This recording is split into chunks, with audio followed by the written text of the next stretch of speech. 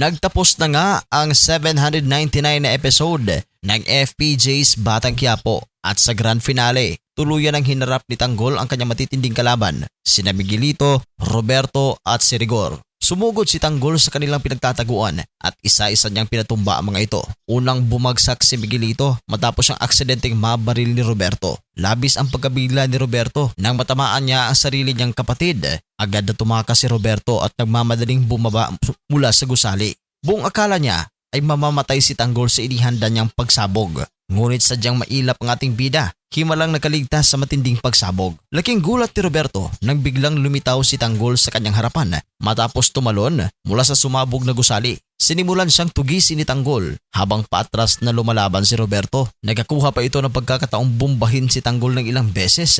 Ngunit hindi niya inaasahang siya mismo ang masisindak sa tapang ng bida. Sa huli, walang awang tinadtad ni Tanggol ng bala si Roberto hanggang sa ito'y bumagsak. Dahan-dahan niya itong nilapitan, wala ng lakas upang tumayo at bago nga tuluyang binawian ng buhay, dama pa rin ni Roberto ang matinding galit kay Tanggol at nais pa niyang lumaban. Ngunit huli na ang lahat, tuluyan na siyang kinuha ni kamatayan.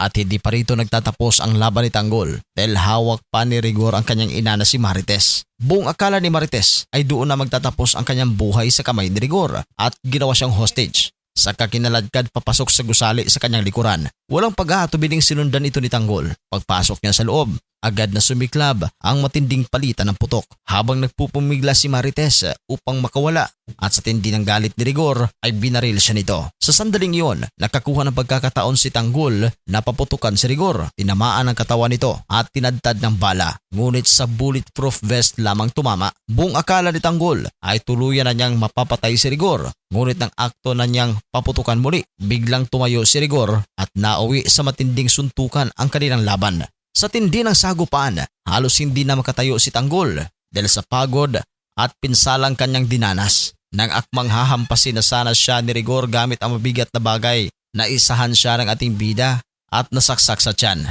Ngunit kahit sugatan, patuloy pa ring lumaban si Rigor. Nagawa pa niyang iwasan ang kasunod na atake ni Tanggol at nakuha ang kutsilyo. Sa isang iglap, bumaligtad ang sitwasyon. Si Tanggol na ang nasa alanganin. Paulit-ulit siyang sinaksak ni Rigor. At sa kabutihang palad, nagkamalay si Tess at nagawang barilin si Rigor sa likod. Mabilis siyang tumakbo papunta kay Tanggol. Ngunit kahit may tama na ng bala at saksak, nagawa pa rin makatayo ni Rigor at sinakal si Tess. Kahit hirap na hirap, pinilit ni Tanggol na abutin ng isang espada mula sa estatwa ng anghel. Sa huling lakas na natitira nito, itinusok niya ito diretso sa dibdib ni Rigor na siyang naging sanhi ng tuluyan nitong kamatayan. Matapos ang lahat, ubos na ubos ang lakas ni Tanggol. Bumagsak siya sa sahig at nawala ng malay. Si Tess naman ay napaiyak sa sinapit ng kanyang kaisa-isang anak na natira. Marami ang nag-aakalang tuluyan ng namatay si Tanggol. Ngunit nagulat ang mga manonood nang may isang himalang nangyari. Siya ay nabuhay. Sa huli, humarap si Mayor Tanggol sa mga deboto sa panahon ng pista ng itim na Nazareno at ibinahagi ang kanyang patutuo tungkol sa himalang kanyang naranasan. At ito ang naging wakas ng FPJ's Batang Quiapo.